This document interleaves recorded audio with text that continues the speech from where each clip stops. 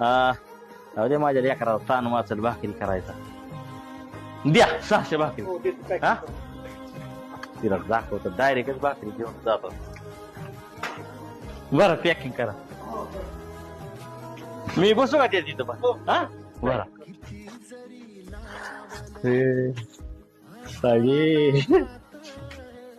अयो आणलं काय? हा, आणलं. बरं किती द्यायचं? 3000 रुपये. हा 3000 रुपये. हो का? धन्यवाद बर का. अजून पुन्हा तरी असलं तर सांगा कोण.